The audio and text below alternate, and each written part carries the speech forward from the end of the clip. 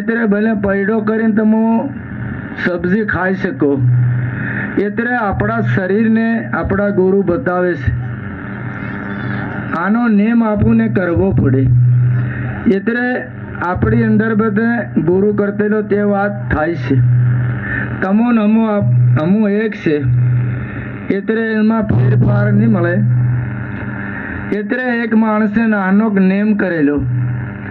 એક બાબો કુંભાર હતો, તેનું મોં દેખીને હું રોટલો ખાઈ રોજ. એટલે આપણું સંત બન્યા તે નાનો મોટો આપણને નેમ કરવો પડે. એટલે પછી તેને નેમ ભણાવેલો તો રોજનો કુંભારનું મોં દેખીને રોટલો ખાય. એક દન કુંભાર ગધેડા લઈને ડુંગરમાં નાહી ગયો. હા, પેલા ભૂખ નરી લાગી. તે પહેલે વિચાર કર્યો, બાબો કુંભાર કાં ગયો પોરિયા તરીકે? તો જંગલમાં નાહી ગયો ગધેડા લઈને ગાર લેવા. તારું ભલું થાય, મારે નેમ કરેલો છે પણ આવતીને દેખ્યા વગર મન ખવાય નહીં કે. તે એવા આપણું નેમ કરવા પડે. તે પેલો કંઈક સાલે કંઈક રોડી દે દેખે કુંભાર ધોતી ખોઈને ગાર ખોદતેલો. તે પેલે એમ કરીને દેખ્યો હો કે મેં દેખ લીધો. પેલા ઘેતી દેવાની થાય ને ધનનો ઘડો નકલી ગયો. તેર પહેલે કીધું હો મેં દેખ લીધો કે અરે કે મત છાનો તરે કે આપ બેજણા વાટ લેવું ઓર હો કે મેં દેખ લીધો કે. હા, પેલે નેમ કરેલો મોહનો, પેલે મોહની વાત કરેલો, પેલા થોડી માલમ ધનનો ઘડો નકલી ગયો. તે ભક્તિ માતાના અંદરમાં ધન ઘડા બી છે. ગુરુની પાસે 68 તીર્થનું દર્શન છે. ગુરુ કીધે તારતા એવું થઈ જાય, ખરાખર થઈ જાય, ભગવાન કરે છે. એટલે પછી તેને બે જણાની બે હિસ્સો કરી લીધો અને પછી તે વાટે વાટે વિચાર કરે કે મેં નાનો નેમ કરેલો તો મને ધનનો વાટો મળી જાય, મોટો નેમ કરતો ત્યારે મને શું મળતો. તે એવી રીતે હર હરની આત્મામાં છે. દેખો, પરિવાર હાથ ઝઘડો મત કરો, ગામવાળા હાથ ઝઘડો મત કરો, ભાઈના ભાઈ રહો. હાલે હમણાં છે, હાલે ને હોળી આવે તો કે મને 2 ચિત્રા આલ દો, મારો ભાગ હું જવાનો. આપું બધા હાલે છે.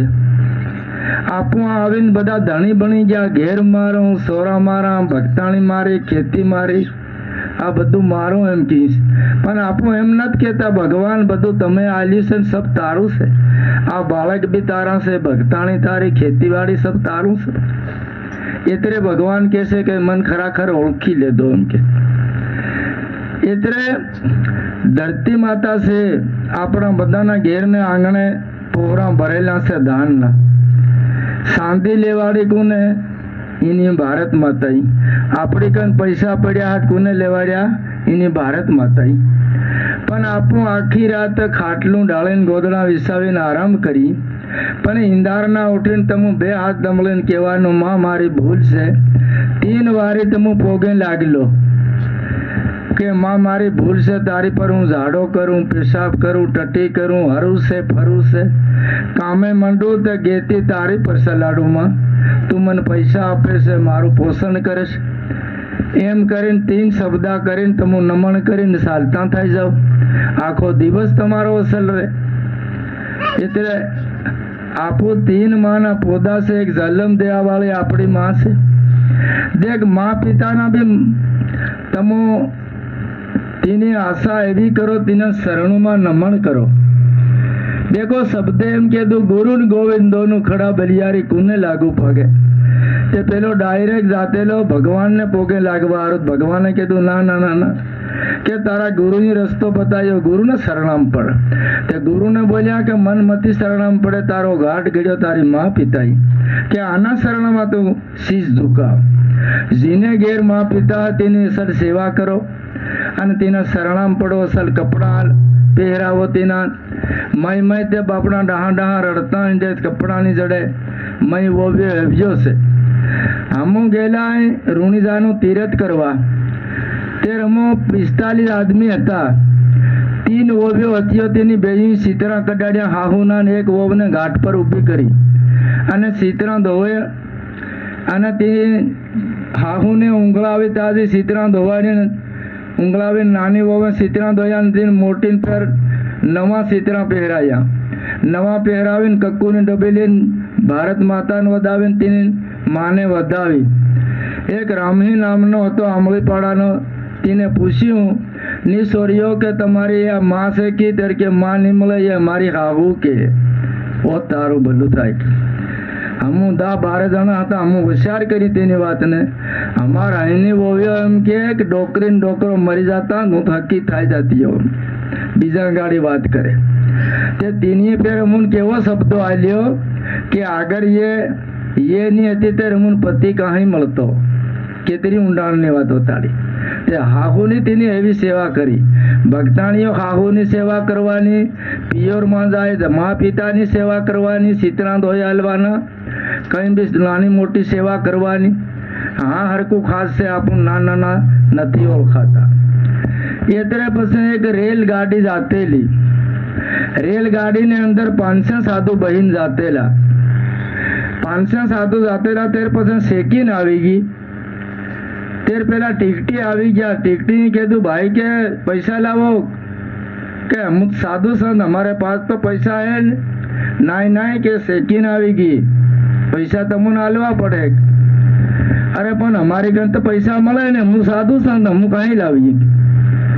અરે પણ એવું ચાલે નહીં કે. તે ટીકટીએ એવો વિચાર કર્યો, એમ મત કરો એક ફૂઈ લાવો કે. ફૂઈ લાવીને એક ટપકું 500 સાધુનું ખૂન કાઢ્યું.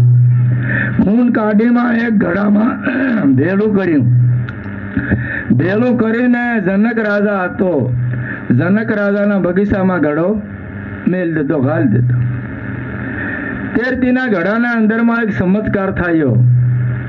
આજુબાજુ પડોશી મનક દેખતેલા. અરે કે જનક રાજાના બગીચામાં એક રાતને અંદર એક ચમત્કાર થાય. યાર કે હું ચમત્કાર થાય? ત્યારે કે એક છોકરી પ્રગટ થાય કે. છોકરી પ્રગટ થાય, સબ સામગ્રી લે, પૂજા પાઠ ને ફૂલ સબ સામાન લેન કે મંદિરોને પાસ જાય કે. છોકરી નીકળે કે જરૂર કે. ધીરે ધીરે ધીરે રાજાને ખબર થાય ગઈ. રાજા વિચાર કર્યો કે મારા બગીચામાં કે આ કે ચમત્કાર થાય છે કે આપું તપા કરીએ કે શું છે ખરેખર. એટલે પછી પેલી છોકરી નકવવાનું રાજાને જવાનું. ફક્ત દિન રાજે પૂછ્યું આ કોણ છે બેટા? બસ હું તાર બેટી જ ખરી કે. ઓહો માર બેટી તરીકે હો. ચાલો બેટા ઘેરથી ચાલો. ગયા બે મા દીકરા અને ઘેર કામ કરવા લાગી ગઈ છોકરી. બવાળો કચરો કરવા લાગી ગઈ, ભોજન બનાવવા લાગી ગઈ. અને પછી રાજો વિચાર કરે, ધીરે ધીરે ધીરે ધીરે છોકરી જવાન થવા લાગી ગઈ. અને છોકરી આંગણામાં બુવારો કાઢતેલી.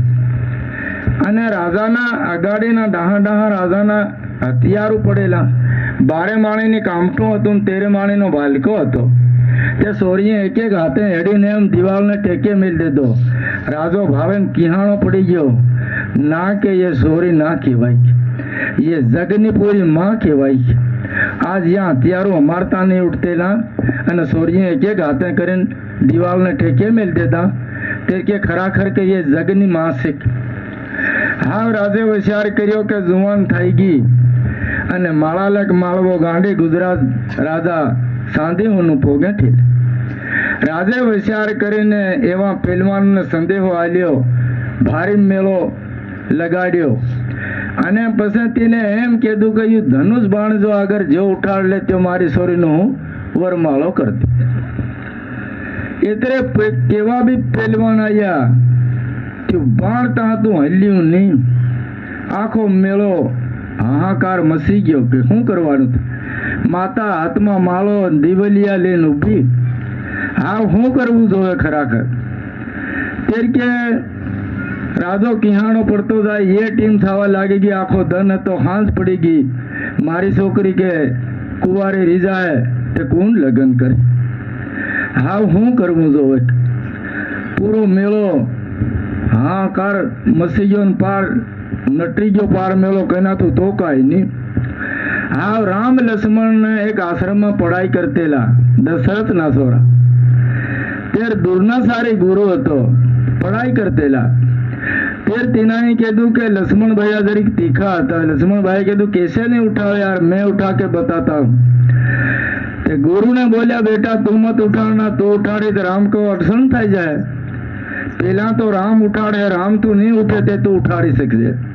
હા તો હાસી વાત. પેલા ડૂબતા ડૂબતા જાય રાત પેલા કે આ પોરિયા કहाँ જાય કે આકે બડા બડા પહેલવાન કે પાસા હોય કે સોળા જાય ના કે એટલે અગાડી ગુરુ થાય ગયો ને પછાડી પછાડી પેલા ચાલે છે જાય કરીને પછી દેખો એ હર કલ બધાને આપણને માલूम છે ગુરુની કઈ મહિમા છે. રામે ગુરુના મોં પર તો નજર નહીં છોડી. પેલા બીજા કે કઈને રામ ઉઠાવ, ગુરુએ આદેશ કરી દીધું. પેલે 4 ખંડ બાંધી લીધા. પેલા 4 ખંડ બાંધી અને પછી એક આંગળી કરીને ધનુષ બાણ ઉઠાડી ભરી સભાના અંદરમાં તે માતાજી ત્યાં હરકો વરમાળો ચડાવી દેતો.